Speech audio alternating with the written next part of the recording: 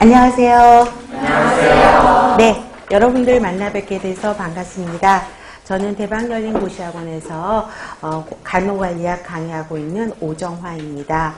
자, 여러분들이 지금 8급 간호직 공무원 시험 준비를 하고 계시는 거죠. 그렇게 해서 새롭게 이제 도전하는 여러분들을 만나 뵙게 돼서 너무 좋고요. 이제 저랑 함께 이제 3개월 정도 강의를 함께 진행하면서 공부할 계획입니다. 먼저 이제 전체적인 개론을 먼저 말씀을 드리자면, 우리가 국시에서도 여러분들 간호관리학 시험 보셨죠? 자, 국시하고 차이점이 뭐냐면, 국시에서 간호관리학은 35문제예요. 근데 우리 공무원에서는 몇 문제도 알고 계시죠? 네, 20문제죠. 20문제인데 여기에서 가장 큰 차이점은 뭐냐면, 국시에서 여러분들이 간호관리학 공부할 때 가장 힘든 부분이 어떤 부분이었어요? 간호사, 그쵸? 간호 역사죠.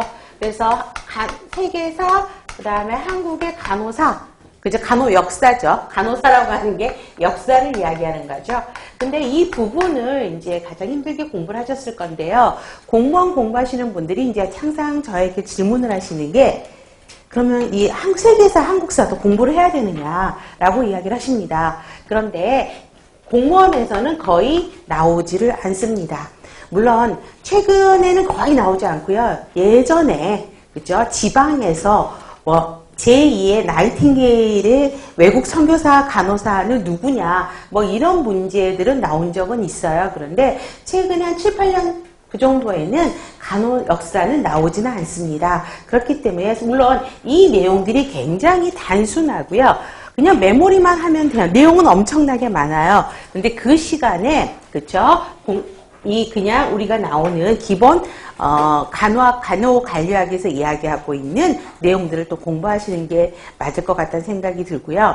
전체적인 목차를 보시면 우리가 간호관리 그러면은 이야기하는 게 기획, 그 다음에 조직, 인사, 지휘, 통제라고 이야기를 하죠. 근데 이 부분에서 거의 대부분의 문제가 두세 문제씩이 나오는 거를 볼 수 있습니다. 그 다음에 또 많이 나오는 게, 그래서 간호사는 거의 나오지 않고요. 그 다음에 전문직관이 또 국시에서는 문제가 나오게 됩니다. 그런데 공무원에서는 전문직관은 따로 공부하실 필요는 없어요. 그래서 이 부분은 그렇게 신경을 안 쓰셔도 될 것 같고요.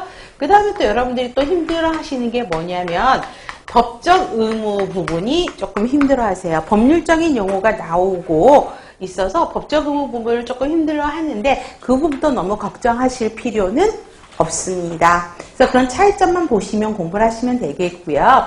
그 다음에 이제 시험 자세에 대해서 여러분들한테 이야기를 한다 그러면, 동기부여 몰입 정도가 가장 큰 거라고 생각이 들어요. 지금은 굉장히 100% 충전 다 돼서 오신 거잖아요. 근데 이 상태가 이제 시험 볼 때까지 지속됐으면 좋을 것 같고요.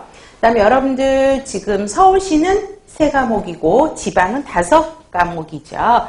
그래서 서울은 가장 어려운 과목이 생물, 그렇죠? 생물이 어렵고, 그래서 지역사회나 간호관리는 거의 만점을 맞으셔야지 훨씬 더 합격 당락에 가까우실 수 있고요.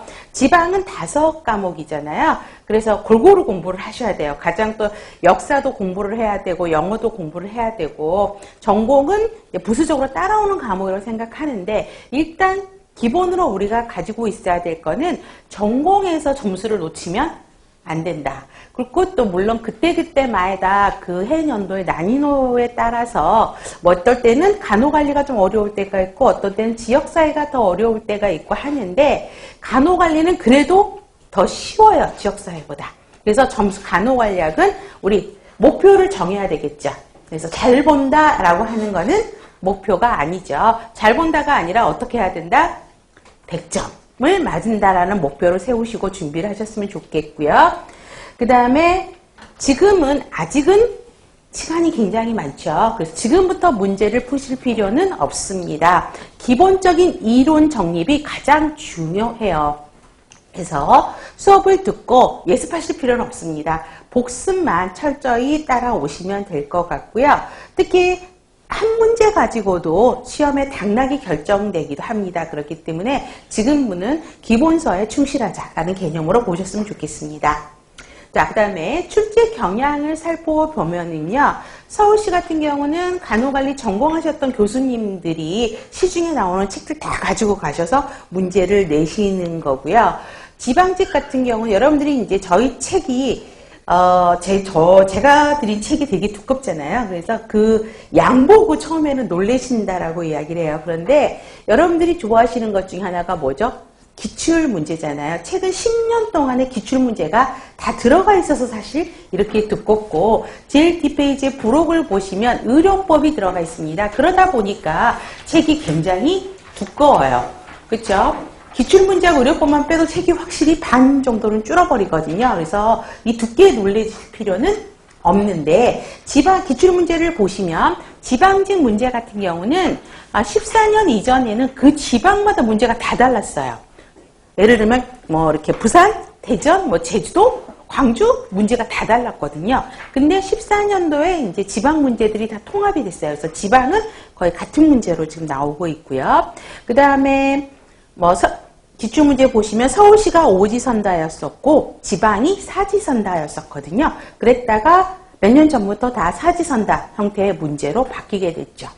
그 다음에 문제가 옛날 문제일수록 복원하기가 좀 힘들었던 게 문제가 공개가 되지가 않았었어요. 그래서 그때 기출들은 시험을 보신 수험생들의 그 기억력을 부탁을 드려가지고 문제를 복원해서 정확하지가 않아요. 근데 지방 문제 같은 경우는 17년부터가 문제와 답이 공개가 됐었고요. 그 다음에 서울시 같은 경우는 문제와 답이 공개가 됐다가 한번 이중답을 인정한 적이 있어요. 답이 좀 이상해가지고 민원 제기 들어가면서 다시 이중답을 인정을 했었거든요. 그러다 보니까 또 그 다음 연도에 문제와 답을 발표를 안 했어요. 그랬다가 18년부터는 이제 서울시도 문제와 답을 공개하기 시작하죠. 그래서 시험 문제하고 답을 공개 안 했을 때는요, 저도 가서 시험장에 가서 앉아 있었거든요. 그래서 저는 간호관리 문제만 이제 풀고, 혹시 제가 가리키지 않은 범위에서 나온 게 있는지, 문제 출제 경향은 어떤지, 이런 거를 같이 본 적이 있어요. 또 안 가리킨 문제가 나왔다 그러면 열심히 저도 기억을 해야 되잖아요. 열심히 그 문제를 외웠던 기억이 나는데, 지금은 현재 문제는 다 공개가 되고 답도 공개가 되어 있다는 걸 보시면 되겠습니다. 그 다음에 최근에는 그 병원의 의료계의 시대적인 흐름 변화와 관련된 문제들이 제법 문제들이 나오고 있죠. 그래서 그런 흐름도 여러분들이 알고 계셔야 되겠습니다.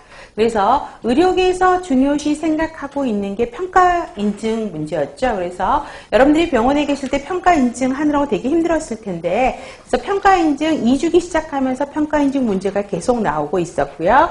또 그 의료기관 평가 인증원에서 요구하는 상급 정원에서 가장 강조하는 게 뭐죠? 환자 안전이죠. 그래서 환자 안전 문제, 또 간호윤리 강령이 업그레이드가 되면서 그 내용 부분들이 새롭게 출제가 되고 있는 것을 볼 수 있습니다.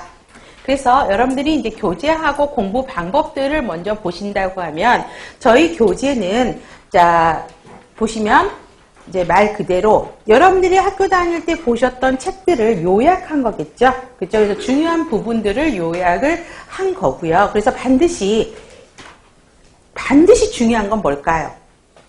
지금부터 이제 외우셔야 한다라는 거죠. 처음에는 이해만 하면 된다라고 생각하고, 또 간호관리